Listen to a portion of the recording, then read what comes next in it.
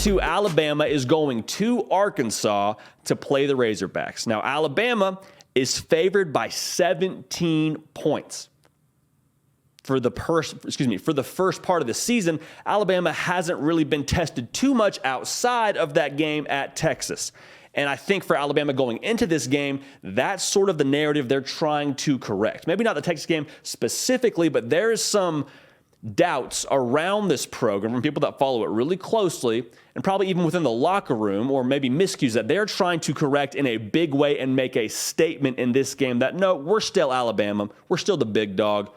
Watch this. For Arkansas, coming off a really close loss to Texas A&M, a game that they really were in control of, probably should have won.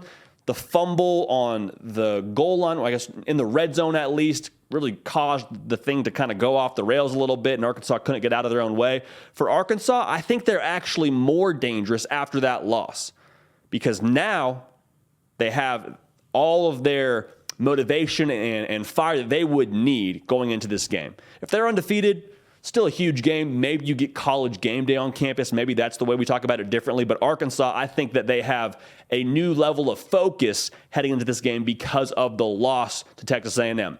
Nonetheless, 17 points is a big spread. The people in Vegas have big towers because of spreads like this that end up hitting. We'll give you our thoughts on the spread in a minute. But if Arkansas is going to pull off this upset, it's going to take a couple of things. Everybody and their mother will want to talk to you about the secondary for Arkansas. It was well documented. Had issues against Missouri State, over 350 yards. They've been beat up. They've got some problems on the back end.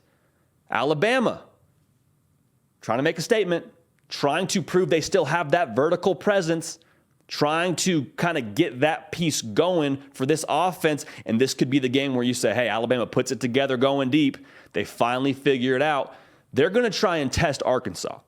And I'm not so much worried about Arkansas winning that matchup. I don't think that's where our focus should be. I think the focus should be on the line of scrimmage. Can Arkansas get to Bryce Young and make him uncomfortable?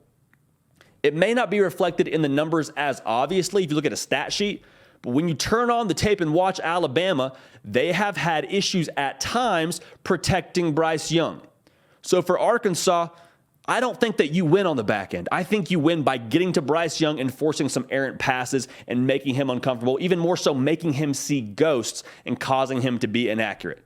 If you can get to the root of the problem and get to the quarterback before he has a chance to beat you deep, I think that's how Arkansas could have a chance in this game. Now, offensively, this will be the first time for Alabama where they have to play a true dual threat in KJ Jefferson. For Arkansas, can KJ Jefferson be that ace in the hole for you? Can he be that great equalizer, that great playmaker that keeps you in this game? Because Alabama, they haven't seen someone like him. Like we just talked about, this would be the first time. But we did see Hudson Card from Texas make a few plays with his legs. It wasn't like he gashed him. I mean, Hudson Card was hobbling around there to begin with, but there was a little bit something there to where you say, okay, if I'm Arkansas, I might try and test that ever so slightly. Something to keep an eye on. But if you're going to beat Bama, historically, you usually need some kind of dual threat or elite playmaker at quarterback. Can KJ Jefferson be that for them? I'm very excited to see. Now, this might be the most crucial part of the entire breakdown as it pertains to Arkansas trying to beat Alabama. Because similar to what we talked about with Arkansas's got to get to Bama, Bama has got some dudes in the front seven. Will Anderson, absolute dog. Dallas Turner, absolute dog. But you already know this because you're a diehard college football fan.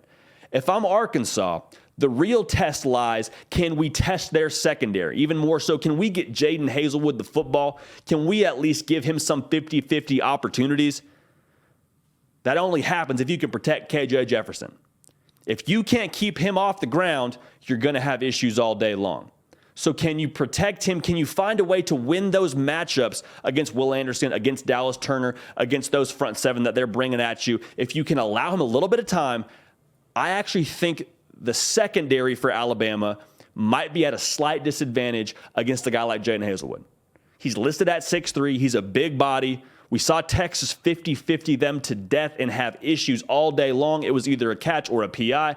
That's the game that I think Arkansas wants to play on the back end. They're going to test that. Now for Alabama, the edge that they want to attack is the pass game. Yes, they want to get the chemistry going deep, and I think that's ultimately the reason. We'll talk more about that in a second. The running backs, Jahmyr Gibbs, Jason McClellan, they're pretty good out of the backfield catching the football. Drew Sanders, Bumper Poole, they've struggled in pass coverage. Bama is going to try and dink and dunk and find matchups they can win, or try to create situations they can win with those matchups. And I think the hope is that you can utilize those in the intermediate game until the deep pass gets there. Because like we talked about, if they can protect Bryce Young, there's going to be matchups that are won on the outside.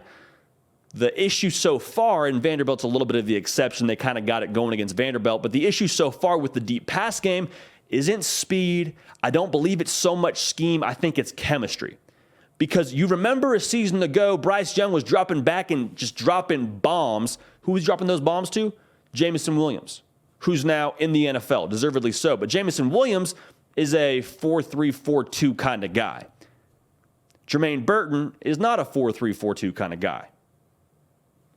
That's Tyler Harrell. He'll get there eventually, but right now he's having to still calibrate and find that chemistry in the deep game with some of these guys. So they're going to get there. It's like baseball. If you can go 1 for 3 in baseball, you're an All-American or you're a Hall of Famer, whatever you want to call it. You go 1 for 3 in the deep game, that might start to erase this narrative. That might build that confidence. That might start to accelerate the chemistry they have between Bryce Young and this outside receiving group, namely Jermaine Burton. But until then, if they can work the intermediate game, and like I said, these running backs can be the answer in the pass game and win some of those one-on-one matchups, that's what Alabama's going to try and test.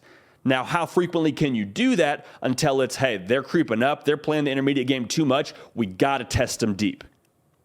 I'm excited to see how that develops, but that's something to watch for Alabama. And then in addition to that, the edge defenders, like we already talked about, those two dogs coming off the edge. They like their matchups. If they can get one-on-one, can they create one-on-one?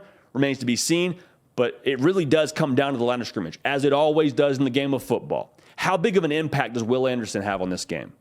Is this where he sort of takes over, has 2 sacks, and KJ Jefferson's running for his life? Or do they quick game to death? Do they read option to death? Do they run away from him? That's something that will develop over the course of this game. Here's one of the hinge points for me, though. Bryce Young took over the Texas game. This isn't a situation where you want to ask Bryce Young to again take over. I think he can. I don't know that you want him to. I don't know that you feel like this is a game where, hey, if Bryce Young's not on our sideline, we lose. That's not the story you want to be talking about if you're if you're Bama after this game, similar to the Texas game. Bama wants to play a team game. They want all facets of their team to be on in this game. You're saying, no, duh. Well, that wasn't the case against Texas. If you want to rewrite some of these narratives, you want to make a statement, you want to erase some of those concerns people have about you, maybe some of those concerns you have silently in your locker room, this is the game to do it. And if number 9's bailing you out, that's not the way this thing goes. Another hinge point, how much can that front 7 take care of business? Because those safeties are going to be a really crucial point for this team. Is the front 7 up to the task? Is the front 7 able to continue to play up on KJ Jefferson and just sort of neutralize him? Maybe he's not getting him for a tackle for a loss, but it's 3 yards. Maybe it's 2 yards. It's enough to force passing downs. Because if you have to bring those safeties up, well, then you leave those corners on an island. And again, that's not something that you want to do. So when all the dust settles, who do we think wins this game? Well, I'll tell you what, we're going to get to our best bets here at the end of this show. We don't think Alabama covers 17. That's not a knock on Alabama, but they haven't been great on the road historically. They weren't great on the road early this year in Austin. We think that Arkansas covers the spread. We think they get something going offensively to at least press Alabama. At the end of the day, though, we think Bryce Young does enough. We think that they hit a few deep, ultimately kind of getting some of that chemistry going a little bit more than they have in the past. Jermaine Burton has a big game. We think matchup-wise, Alabama has enough to win this game. We like them to win 34-31. Alabama escapes close on the road. This is going to be a tough one for Nick Saban's heart. We do think Alabama wins that game. Hey y'all, thanks so much for watching. Subscribe to the channel here to make sure you don't miss an episode of The Hard Count. Also be sure to check out other videos on the On3 YouTube channel.